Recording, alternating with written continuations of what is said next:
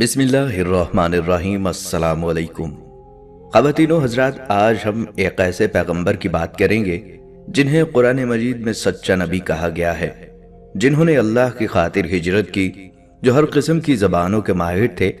انہوں نے دین الہی کی تبلیغ کے ساتھ ساتھ سیاست اور شہری زندگی کے طریقوں کی تعلیم بھی دی۔ اس کے ساتھ ساتھ انہوں نے قلم سے لکھنا اور کپڑے سینے کا طریقہ بھی ایجاد کیا۔ وہ بے حد غور و فکر کرنے والے پیغمبر تھے، جنہوں نے اپنی عقل و حکمت سے اسلحہ بھی ایجاد کیا اور ناپ تول کے طریقے بھی لوگوں کو سکھائے۔ انہوں نے اپنی امت کو یہ پیشین گوئی بھی کی کہ ان کی طرح بہت سے انبیاء کرام تشریف لائیں گے جو سب کے سب پاک ہوں گے اور اللہ کے دین کو رائج کریں گے۔ وہ قدرے غصے والے پیغمبر بھی تھے۔ ان سچے اور عقل و ذہانت والے پیغمبر کا نام حضرت ادریس علیہ السلام تھا۔ آج کی اس ویڈیو میں ہم آپ کو بتائیں گے کہ حضرت ادریس علیہ السلام کا حضرت آدم علیہ السلام اور حضرت شیس علیہ السلام سے کیا رشتہ تھا، اور حضرت ادریس علیہ السلام کے بعد کون سے نبی آئے، انہوں نے کس کے خلاف جہاد کیا اور ان کی کیا کیا نمایاں خصوصیات ہیں۔ آپ سے گزارش ہے کہ ویڈیو کو آخر تک لازمی دیکھیے گا۔ ناظرین اکرام، حضرت آدم علیہ السلام اللہ کے پہلے پیغمبر تھے جو زمین پر انسانی بستیاں بسانے والے اولین فرد تھے، اس لیے انہیں ابو البشر بھی کہا جاتا ہے۔ جب حضرت آدم علیہ السلام جنت سے نکالے گئے تو ان کے ساتھ جنت سے ہر قسم کے بیج اور موسیٰ علیہ السلام کا 10 گز لمبا عصا اور درختوں کے بھی طرح طرح کے بیج آئے تھے، لیکن حضرت آدم علیہ السلام خطا کی ندامت، شرمندگی اور توبہ کی فکر میں پریشان رہتے تھے۔ ابلیس لعین نے اس موقع کو غنیمت جان کر اپنا ہاتھ ان بیجوں پر پھیرا۔ جس بیج کو شیطان لعین کا ہاتھ لگا وہ بے فائدہ ہو گیا، اور جو اس کے ہاتھ سے بچ گیا وہ فائدہ مند ہو گیا۔ جب حضرت آدم علیہ السلام جنت سے اترے تو عرض کیا، یا الہی، یہاں کوئی تسبیح و تحلیل اور تیری تقدیس بیان کرنے والا نظر نہیں آتا، اور نہ ہی کوئی عبادت گاہ ہے۔ پروردگار عالم نے جبرائیل علیہ السلام کو وہاں بھیجا۔ بیت المعمور کے برابر جہاں خانہ کعبہ ہے، وہاں جبرائیل علیہ السلام نے اپنا پر مارا تو 7ویں زمین کے نیچے سے اوپر تک بنیاد پڑ گئی، جس کو فرشتوں نے بڑے بڑے پتھروں سے پر کیا۔ وہ ایسے پتھر تھے جنہیں 10 آدمی مل کر بھی اٹھا نہ سکتے تھے۔ یہ پتھر کوہ لبنان، کوہ طور، سینا، کوہ جودی اور کوہ ہیرا سے لائے گئے تھے۔ اسی بنیاد پر بیت المعمور کو نازل فرما کر ٹکایا گیا تھا تاکہ اس کے ارد گرد آدم علیہ السلام اور ان کی اولاد طواف کریں۔ جب حضرت آدم علیہ السلام اور بی بی حوا کی توبہ قبول ہو گئی تو انہیں اطمینان ہو گیا، زندگی چین اور سکون سے بسر کرنے لگے، تو بی بی حوا کے بطن سے جوڑا جوڑا بچے پیدا ہونے لگے۔ حضرت آدم علیہ السلام اللہ تعالیٰ کے حکم سے جس بھائی کے ساتھ بہن پیدا ہوتی تھی، دوسرے جوڑے سے اس کا نکاح کر دیتے تھے۔ سب سے بڑے قابیل کے ساتھ جو لڑکی پیدا ہوئی اس کا نام اقلیمہ تھا۔ وہ نہایت خوبصورت تھی، اس لیے قابیل اس سے دستبردار ہونے کو تیار نہ ہوا، حالانکہ حابیل اس لڑکی کا حقدار تھا۔ حضرت آدم علیہ السلام نے ان کے جھگڑے کو دیکھ کر انہیں اللہ کے حضور اپنی قربانیاں پیش کرنے کا حکم دیا کہ دونوں میں سے جس کی قربانی قبول ہوگی وہ اقلیمہ کو پا سکے گا۔ قربانی کے قبول ہونے کی نشانی یہ تھی کہ اللہ کی طرف سے آگ آ کر اس قربانی کو جلا جاتی، جس سے پتہ چل جاتا تھا کہ بارگاہ الہی میں قربانی کی قبولیت ہو گئی ہے۔ چنانچہ بحکم خدا حابیل کی قربانی قبول ہوئی، جس نے قابیل کو غضبناک کر دیا۔ اس نے غم و غصے سے مغلوب ہو کر حابیل سے کہا، اب میں تجھے قتل کر دوں گا، جیسا کہ قرآن کریم میں ارشاد باری تعالیٰ ہے۔ اور اے پیغمبر، ان کے سامنے آدم کے 2 بیٹوں کا واقعہ ٹھیک ٹھیک پڑھ کر سناؤ۔ جب دونوں نے ایک ایک قربانی پیش کی تھی اور ان میں سے ایک کی قربانی قبول ہو گئی اور دوسرے کی قبول نہ ہوئی، اس دوسرے نے پہلے سے کہا، میں تجھے قتل کر ڈالوں گا۔ پہلے نے کہا، اللہ تو ان لوگوں سے قربانی قبول کرتا ہے جو متقی ہوں۔ اگر تم نے مجھے قتل کرنے کو اپنا ہاتھ بڑھایا تب بھی میں تمہیں قتل کرنے کو اپنا ہاتھ نہیں بڑھاؤں گا۔ میں تو اللہ رب العالمین سے ڈرتا ہوں۔ میں تو یہ چاہتا ہوں کہ انجام کار تم اپنے اور میرے دونوں کے گناہ میں پکڑے جاؤ اور دوزخیوں میں شامل ہو، اور یہی ظالموں کی سزا ہے۔ آخر کار اس کے نفس نے اس کو اپنے بھائی کے قتل پر آمادہ کر لیا، چنانچہ اس نے اپنے بھائی کو قتل کر ڈالا اور نامرادوں میں شامل ہو گیا۔ کہتے ہیں کہ جنگل میں حابیل ایک پتھر پر سر رکھ کر سویا ہوا تھا کہ قابیل نے اوپر سے دوسرے پتھر سے مار کر شہید کر دیا، لیکن قتل کرنے کے بعد اس کی لاش کو چھپانے کا طریقہ نہیں جانتا تھا، کیونکہ اس سے پہلے آدم علیہ السلام کی اولاد میں سے کوئی فوت نہیں ہوا تھا۔ اس لیے قابیل حیران اور پریشان تھا کہ اب کیا کرے۔ پھر اللہ تعالیٰ نے مہربانی فرما کر ایک کوے کو بھیجا۔ بعض کہتے ہیں کہ 2 کوے تھے، ایک نے دوسرے کو مارا، پھر زمین کرید کرید کر گڑھا بنایا، پھر اس میں اس مردہ کو رکھا اور اس پر مٹی ڈال دی، جیسا کہ فرمان باری تعالیٰ ہے۔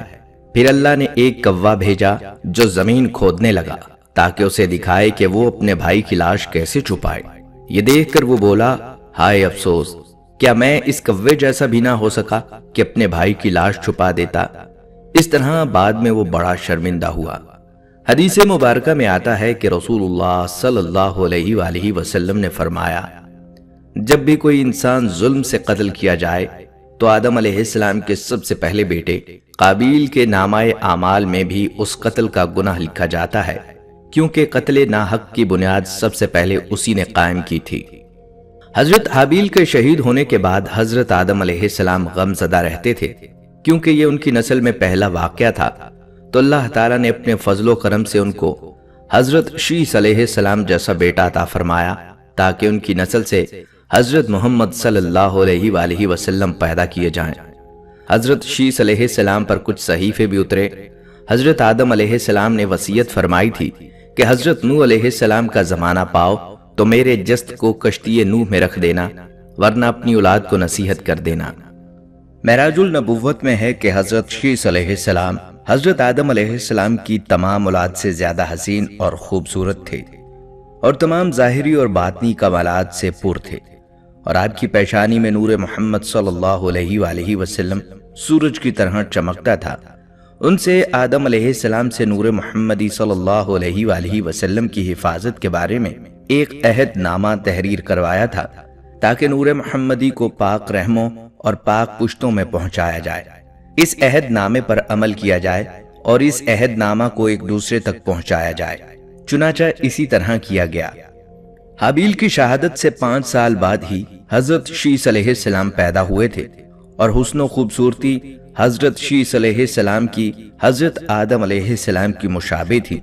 حضرت آدم علیہ السلام نے قبل از وفات شیس علیہ السلام کو اپنا ولی عہد بنا دیا تھا۔ حضرت شیس علیہ السلام حضرت آدم سے جنت کی خوبیاں ہمیشہ سنتے رہتے تھے، اور آسمانی صحیفے کے مضمون بھی دریافت کرتے رہتے تھے، اس لیے دنیاوی لذتیں اور لوگوں سے تنہائی اختیار کر لی تھی، اکثر عبادت میں مشغول رہتے۔ حضرت شیس علیہ السلام کے زمانے میں لوگ 2 قسم کے تھے، ایک حضرت شیس علیہ السلام کی تابعداری میں تھے، آپ کی نصیحت سے سیدھے راستے پر تھے، اور دوسرا گروہ قابیل کی اولاد کی تابعداری میں مشغول تھا۔ حضرت شیس علیہ السلام کی نصیحتیں تھی کہ مومن حقیقی وہ ہوتا ہے جس میں یہ خصلتیں پائی جائیں، جو خدا کو پہچانے، نیک اور بد کو پہچانے، بادشاہ وقت کا حکم مانے، ماں باپ کا حق پہچانے اور ان کی خدمت کرے، ان کے ساتھ صلہ رحمی کرے اور لوگوں سے نیکی اور محبت کرے، غصے کو زیادہ نہ بڑھائے، محتاجوں اور مسکینوں کو کھانا کھلائے، ان پر رحم کرے، گناہوں سے پرہیز کرتا رہے، مصیبتوں پر صبر کرے اور نعمت الہی پر شکر کرے۔ تفسیر عزیزی میں ہے کہ ان پر 50 صحیفے اترے تھے۔ حضرت شیس علیہ السلام کا ذکر قرآن پاک میں کہیں نہیں، بعض کتابوں میں آپ کی عمر 912 سال بتائی گئی ہے۔ حضرت ادریس علیہ السلام حضرت آدم علیہ السلام کی نسل میں سے تھے، اور ان کے آباء میں حضرت شیس علیہ السلام بھی شامل تھے، جن کے بعد نبوت حضرت ادریس علیہ السلام کو ملی۔ آپ علیہ السلام حضرت شیس علیہ السلام کے بیٹے انوش کی نسل میں سے ہیں۔ آپ کے والد کا نام یارد اور والدہ کا نام برقانہ تھا۔ آپ کی بیوی کا نام آدنہ تھا۔ آپ کا ایک بیٹا بھی تھا جس کا نام متوشالخ تھا۔ ادریس علیہ السلام حضرت نوح علیہ السلام کے پردادا بھی ہیں۔ آپ علیہ السلام کا اصل نام اخنوک یا ہنوک تھا۔ آپ کا لقب ادریس ہے۔ آپ کو یہ لقب اس لیے ملا کیونکہ دنیا میں آپ علیہ السلام نے سب سے پہلے لوگوں کو لکھنے پڑھنے کا درس دیا۔ اسی بنا پر لوگ آپ علیہ السلام کو ادریس یعنی درس دینے والا کہہ کر پکارنے لگے۔ آپ علیہ السلام کی ولادت عراق کے شہر بابل میں ہوئی۔ قرآن مجید کی 2 سورتوں میں آپ کا ذکر آیا ہے۔ سورہ مریم کی آیت نمبر 55 میں خدا نے آپ کو سچا نبی کہا ہے۔ سورۃ الانبیاء آیت نمبر 85 اور 86 میں حضرت اسماعیل علیہ السلام اور ذوالکفل علیہ السلام کے ساتھ آپ کو بھی صبر والا اور نیک بخت کہا گیا ہے۔ اور کتاب میں ادریس کو یاد کرو، بے شک وہ بہت سچا نبی تھا۔ جب حضرت شیس علیہ السلام کا انتقال ہوا تو کچھ عرصے بعد ان کے پیروکار بہت محدود تعداد میں رہ گئے۔ قابیل کی اولاد نے کفر و شرک، بدکاری اور بے حیائی کا بازار گرم کر رکھا تھا۔ زناکاری اور شراب نوشی عام تھی۔ پاکیزہ رشتوں کی پہچان ناپید ہو چکی تھی۔ بتوں کی پوجا اور آگ کی پرستش ہو رہی تھی۔ گویا دنیا پر شیطان اور اس کے حواریوں کا راج تھا۔ حضرت آدم علیہ السلام اور حضرت شیس علیہ السلام کی قائم کردہ شرعی حدود اور احکامات الہی کو پامال کیا جا رہا تھا، اور یہی وہ وقت تھا کہ جب اللہ تعالیٰ نے اس بگڑی قوم میں ایک نبی مابعوث کرنے کا فیصلہ کیا، اور اس عظیم منصب کے لیے حضرت شیس علیہ السلام کی نسل سے حضرت ادریس علیہ السلام کا انتخاب فرمایا۔ حضرت ادریس علیہ السلام میں وہ تمام خوبیاں بدرجہ اتم موجود تھیں جو اللہ کے نبی میں ہونی چاہیے۔ آپ علیہ السلام حضرت آدم علیہ السلام کے دین کے پیروکار، نہایت عبادت گزار، متقی، پرہیزگار اور انتہائی سچے انسان تھے۔ ناظرین کرام، نبوت کے منصب پر فائز ہوتے ہی آپ علیہ السلام نے اپنی قوم کے بھٹکے ہوئے لوگوں میں وعظ و تبلیغ کا کام شروع کر دیا، جس سے ایک چھوٹی سی جماعت مشرف با اسلام ہو گئی۔ لیکن زیادہ تر لوگ حضرت شیس علیہ السلام اور حضرت آدم علیہ السلام کی تعلیمات کے مخالف ہی رہے۔ راہ ہدایت کا یہ درس اور نیکی کی باتیں ان لوگوں کو بہت ناگوار گزریں، چنانچہ وہ آپ علیہ السلام کے دشمن ہو گئے اور آپ علیہ السلام اور آپ کے پیروکاروں کو طرح طرح کی اذیتیں دینے لگے، یہاں تک کہ آپ علیہ السلام نے ان کی ایذا رسانیوں سے تنگ آ کر بابل سے ہجرت کا ارادہ کر لیا اور اپنے پیروکاروں کو اپنے اس فیصلے سے مطلع فرمایا۔ چونکہ بابل دریائے فرات اور دریائے دجلہ کے کنارے ایک سرسبز شاداب علاقہ تھا، لہٰذا لوگوں کے لیے اس علاقے سے ہجرت کرنا خاصا مشکل فیصلہ تھا، اور انہوں نے اس حوالے سے تحفظات کا اظہار بھی کیا۔ لیکن پھر حضرت ادریس کے سمجھانے پر وہ لوگ آپ علیہ السلام کے ساتھ ہجرت پر تیار ہو گئے۔ حضرت ادریس علیہ السلام اور ان کے پیروکاروں نے بابل سے مصر کا رخ کیا اور دریائے نیل کے کنارے آباد ہو گئے، جو بابل سے بھی زیادہ سرسبز اور شاداب علاقہ تھا۔ حضرت ادریس علیہ السلام نے یہاں کے لوگوں میں درس و تبلیغ کے کام کو جاری رکھا۔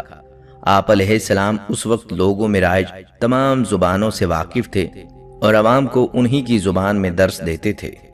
سورۃ الانبیاء میں اللہ تعالیٰ نے فرمایا، اور اسماعیل علیہ السلام اور ادریس علیہ السلام اور ذوالکفل کا تذکرہ کیجئے، یہ سب احکام الہی پر ثابت قدم رہنے والے لوگوں میں سے تھے۔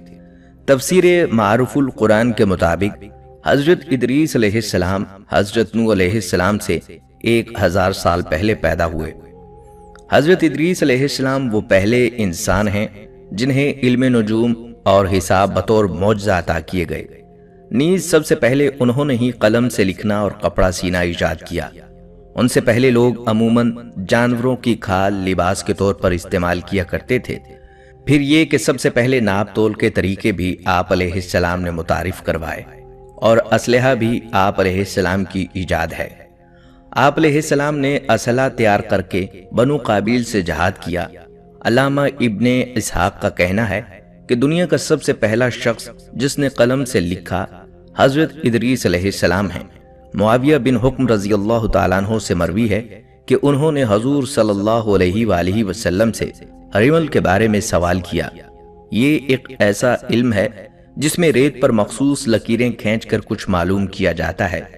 تو رسول اللہ صلی اللہ علیہ وآلہ وسلم نے فرمایا، ایک پیغمبر تھے جنہوں نے یہ لکھا، لہٰذا جس شخص کا خط ان کے موافق ہو جائے تو اچھا ہے۔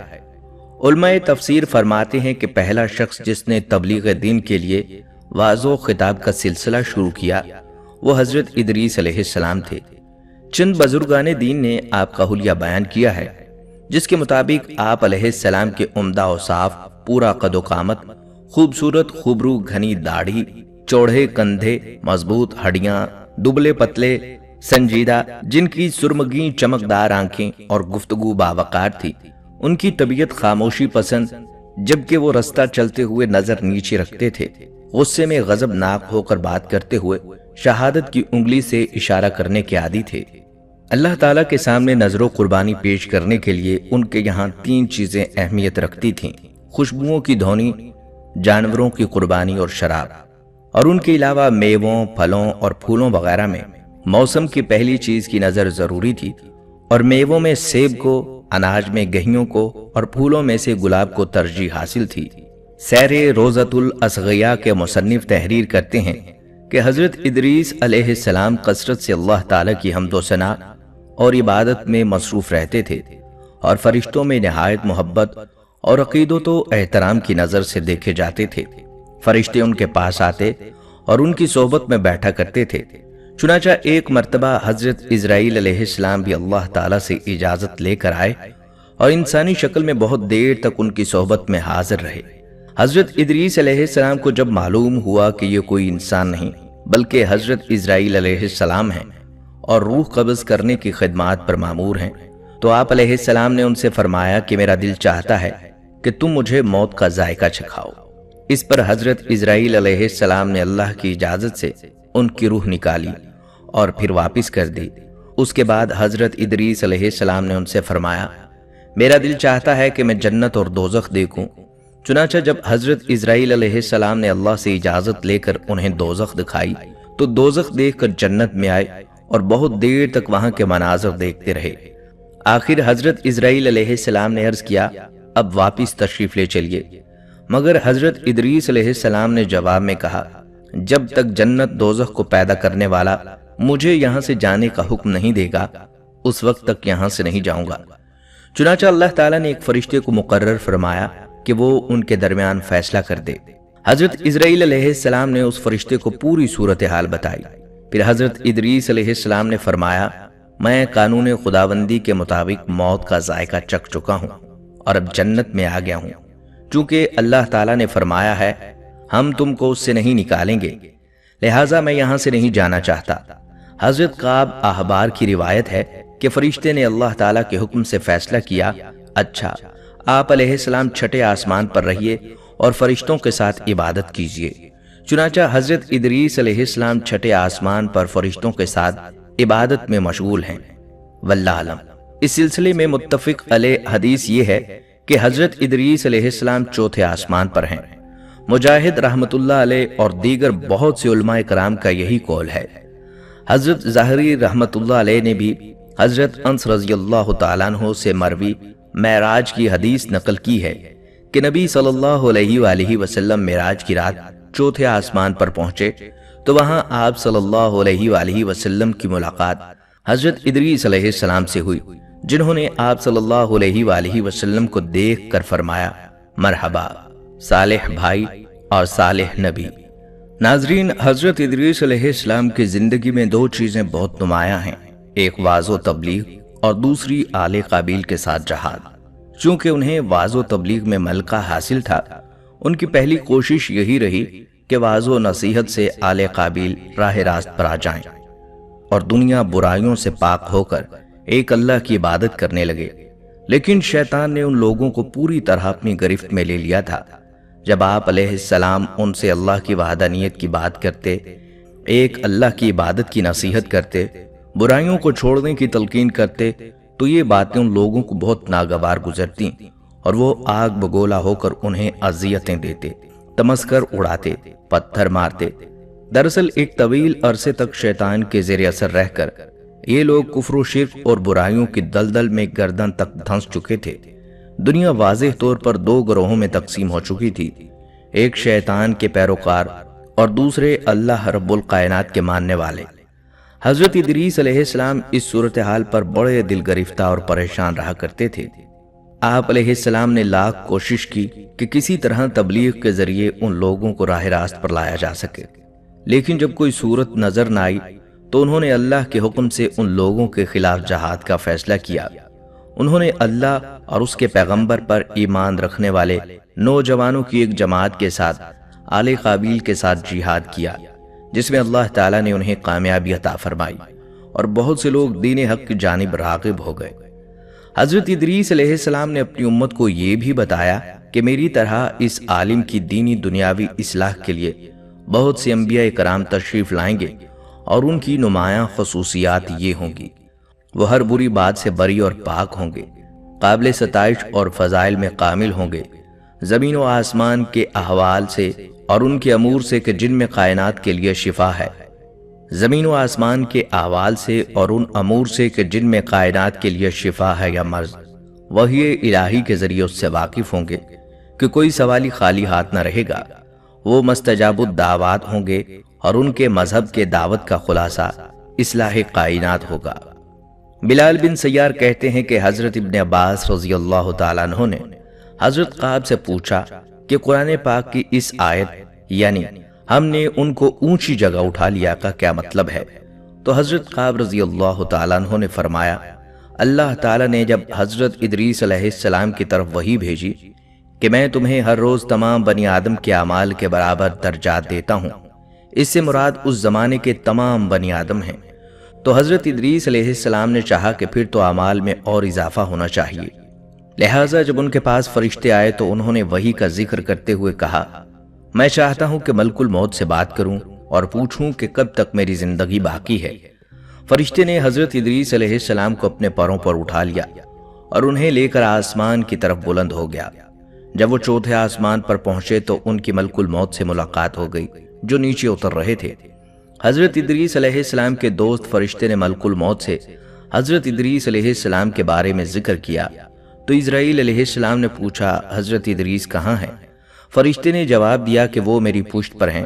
اس پر ملک الموت نے حیرت کا اظہار کرتے ہوئے کہا، واہ، تعجب ہے، مجھے پروردگار کی طرف سے کہہ کر بھیجا گیا ہے کہ حضرت ادریس کی روح چوتھے آسمان پر قبض کر لوں، تو میں نے سوچا کہ وہ تو زمین پر ہیں، ان کی روح چوتھے آسمان پر کیسے قبض کروں؟ ابھی اسی سوچ و بچار میں تھا اور زمین پر اتر رہا تھا کہ تم انہیں لے کر چوتھے آسمان پر آ گئے، پھر ملک الموت نے ان کی روح قبض کر لی۔ ابن ابی حاتم نے اس آیت کی تفسیر میں اس حدیث کو ذکر کرتے ہوئے یہ اضافہ کیا کہ حضرت ادریس علیہ السلام نے فرشتوں سے کہا، ملک الموت سے میرے بارے میں سوال کرو کہ میری عمر کتنی باقی رہ گئی ہے، جبکہ حضرت ادریس علیہ السلام فرشتے کے ساتھ ہی تھے۔ فرشتے کے سوال پر ملک الموت نے کہا، جب تک میں انہیں دیکھ نہ لوں اس وقت تک کچھ بتا نہیں سکتا۔ پھر ملک الموت نے حضرت ادریس علیہ السلام کو دیکھ لیا تو فرشتے سے کہا، آپ مجھ سے ایسے شخص کے بارے میں سوال کر رہے ہیں جس کی زندگی پلک جھپکنے سے بھی زیادہ نہیں رہی۔ پھر فرشتے نے پر کے نیچے حضرت ادریس علیہ السلام کو دیکھا تو ان کی وفات ہو چکی تھی۔ قصص الانبیاء۔ ناظرین، حضرت ادریس علیہ السلام نے جو قواعد و ضوابط اور قانون وضع کیے وہ زمانے کے تمام طبقہ ہائے فکر کے لیے قبول تھے۔ قرۂ ارض پر موجود آبادی کو انتظام و انصرام کے غرض سے 4 حصوں میں تقسیم کر کے ہر حصے کے لیے ایک حاکم مقرر فرمایا اور اس جغرافیائی تقسیم کی بنیاد پر قوانین وضع کیے۔ حضرت ادریس علیہ السلام نے جو شریعت پیش کی اس کا خلاصہ یہ ہے، پرستش کے لائق ہستی وہی ہے جس نے آسمانوں اور زمین کو پیدا کیا۔ نیک اعمال سکون آشنا زندگی سے ہمکنار کرتے ہیں۔ نمبر 3، مادی دنیا اور اس سے تعلق رکھنے والی ہر شے عارضی اور فنا ہونے والی ہے۔ نمبر 4، عدل و انصاف اور قانون کی پاسداری سے معاشرے سے نفی طرزیں ختم ہو جاتی ہیں۔ نمبر 5، شرعی احکام پر غور و فکر کے ساتھ عمل درآمد سے بہترین نتائج مرتب ہوتے ہیں۔ نمبر 6، حرام سے دل زنگ آلود ہو جاتا ہے، اس سے اجتناب کرنا چاہیے۔ نمبر 7، طہارت و پاکیزگی کا اہتمام ایمان کا حصہ ہے۔ نمبر 8، ایام بیض یعنی ہر قمری ماہ کی 13، 14 اور 15 تاریخ کے روزے رکھنا اور زکوٰۃ دینا باطنی پاکیزی اور مال و دولت کی محبت سے نجات کے لیے بہترین عمل ہے۔ نمبر 9، حضرت ادریس علیہ السلام نے اپنی امت کے لیے سال میں چند دن عید کے لیے مقرر فرمائے اور مخصوص اوقات میں نذر اور قربانی دینا فرض قرار دیا۔ شہروں میں سڑکوں کا جال بچھایا، کاروبار کے لیے مارکیٹیں بنوائی، کھیل کود کے لیے میدان بنوائے، مکانات اور دوسری عمارتوں کو نقشے کے مطابق بنانے کی پلاننگ کی۔ حضرت ادریس علیہ السلام نے علم و عمل کے اعتبار سے نوع انسانی کو 3 طبقات میں تقسیم کیا: علماء، بادشاہ، رعیت۔ حسب ترتیب ان کے مراتب مقرر فرمائے۔ علماء کو پہلا اور بلند درجہ دیا گیا، اس لیے کہ وہ اللہ تعالیٰ کے سامنے اپنے نفس کے علاوہ بادشاہ اور رعایا کے معاملات میں جواب دہ ہیں۔ بادشاہ کو دوسرے درجے پر رکھا گیا کہ وہ اپنے نفس اور امور مملکت کے جواب دہ ہیں۔ رعایا چونکہ صرف اپنے نفس کے لیے جواب دہ ہے، اس لیے وہ تیسرے طبقے میں شامل کی گئی، لیکن یہ طبقات نسل و خاندانی امتیازات کے لحاظ سے نہیں تھے۔ روایت کی جاتی ہے کہ ان کی انگوٹھی پر یہ عبارت کندہ تھی: اللہ پر ایمان کے ساتھ صبر فتح مندی کی علامت ہے۔ کمر سے باندھنے والے پٹکے پر تحریر تھا: حقیقی عیدیں اللہ تعالیٰ کے فرائض کی حفاظت میں مخفی ہیں اور دین کا کمال شریعت سے وابستہ ہے۔ نماز جنازہ کے وقت جو پٹکا باندھتے تھے اس پر حسب ذیل جملے تحریر تھے: سعادت مند وہ ہے جو اپنے نفس کی نگرانی کرتا ہے، اللہ کے سامنے انسان کے شفیع اس کے اپنے نیک اعمال ہیں۔ ناظرین، روایت کے مطابق حضرت ادریس علیہ السلام نے دین الہی کے پیغام کے علاوہ سیاست، شہری زندگی اور بود و باد کے تمدنی طریقوں کی بھی تعلیم کی، اور اس کے لیے انہوں نے ایک فرقہ اور جماعت سے طلبہ جمع کیے اور ان کو مدنی سیاست اور اس کے اصول و قواعد سکھائے۔ جب یہ طلبہ کامل اور ماہر بن کر اپنے قبائل کی طرف لوٹے تو انہوں نے شہر اور بستیاں آباد کی جن کو مدنی اصولوں پر بسایا۔ ان شہروں کی تعداد کم و بیش 200 کے قریب تھی، جن میں سب سے چھوٹا شہر روحا تھا۔ حضرت ادریس علیہ السلام نے ان طلبہ کو دوسرے علوم کی بھی تعلیم دی، جن میں علم حکمت اور علم نجوم جیسے علوم بھی شامل ہیں۔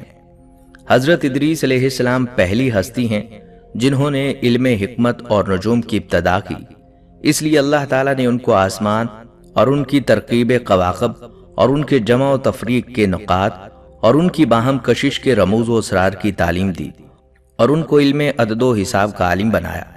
اور اگر اس پیغمبر خدا کے ذریعے ان علوم کا علم نہ ہوتا تو انسانی فطرت کی وہاں تک رسائی مشکل تھی۔ انہوں نے مختلف گروہوں اور امتوں کے لیے ان کے مناسب حال، قوانین و قواعد مقرر فرمائے۔ حضرت ادریس علیہ السلام کی بیان کردہ حکمت اور ان کے علوم کے سامنے رکھ کر تفکر کیا جائے، یہ حقیقت آشکار ہو جاتی ہے کہ اللہ کی تفویض کردہ امانت یعنی خلافت و نیابت سے متعلق علوم اور ان علوم کے ذریعے کائنات میں تصرف کر کے موجودات کو تسخیر کا اختیار صرف انسان کو حاصل ہے۔ اللہ نے بحیثیت خالق اپنے بندوں کو ایسا علم عطا کیا کہ ان کے اندر ساری تخلیقی صلاحیتیں پیدا ہو گئیں۔ آدم زاد ان صلاحیتوں کے استعمال سے اللہ کی مخلوق کو فائدہ بھی پہنچا سکتا ہے اور اپنی ان تخلیقی صلاحیتوں سے مخلوق پر عرصہ حیات تنگ بھی کر دیتا ہے۔ صلاحیتوں کے استعمال سے سامنے آنے والی تخلیق طرز فکری کی عکاسی کرتی ہے۔ طرز فکر اگر مثبت ہے اور انبیاء اکرام اور ان کے وارث اولیاء اللہ کی طرز و فکر سے ہم آہنگ ہیں تو اس سے جو بھی عمل صادر ہوتا ہے وہ بھی نئی تخلیق سامنے آتی ہے۔ وہ نوع انسانی اور دیگر مخلوق کے لیے سکون، آرام، راحت اور خوشی کا باعث ہوتی ہے۔ اور طرز فکر اگر محدود دائرے میں قید ہے، ذاتی منفعت اور انفرادی اغراض کے خول میں بند ہے، تو تخلیقی صلاحیتوں کا استعمال کسی بھی طرح نوع انسانی کے اجتماعی مفاد میں نہیں ہے، کیونکہ صلاحیتوں کا استعمال صرف اور صرف اسی کے لیے ہے کہ کسی ایک فرد یا مخصوص گروہ کی اجارہ داری قائم کر کے اپنی ہی نوع کے افراد کو محکوم بنا دیا جائے۔ اس لیے طرز فکر کے زیر اثر منظر عام پر آنے والی تخلیقات اور نئی نئی ایجادات بجائے سکون و آرام کے نوع انسانی کے لیے مصیبت بن جاتی ہیں۔ انبیاء کرام چونکہ جس طرز فکر کے حامل ہوتے ہیں جس میں یہ بات راسخ ہوتی ہے کہ کائنات کی تمام چیزوں کا اور ہمارا مالک اللہ ہے، کسی چیز کا رشتہ براہ راست ہم سے نہیں بلکہ ہم سے ہر چیز کا رشتہ اللہ کی معرفت قائم ہے، لہٰذا ان کی سوچ لامحدود وسعتوں کی حامل ہوتی ہے اور اللہ تعالیٰ کے ان فرستادہ بندوں سے اللہ کی عطا کردہ اختیارات کے تحت جو تخلیقات ظہور میں آتی ہیں ان سے اللہ کی مخلوق کی فلاح کا سامان میسر آتا ہے، کیونکہ وہ مظاہر کے پس پردہ کام کرنے والی حقیقت سے باخبر ہوتے ہیں اور حقیقت میں ذہنی انتشار نہیں ہوتا۔ حقیقت کے اوپر غم اور خوف کے سائے نہیں منڈلاتے۔ حقیقی دنیا سے متعارف بندے ہمیشہ پرسکون رہتے ہیں۔ नाज़रीन, अल्लाह ताला ने कुरान पाक में सूरह बकरा की पहली आयतों में फरमाया है कि ये किताब उन लोगों के लिए है जो मुत्तकी हैं, और मुत्तकी लोग वो हैं जो गैब पर यकीन रखते हैं।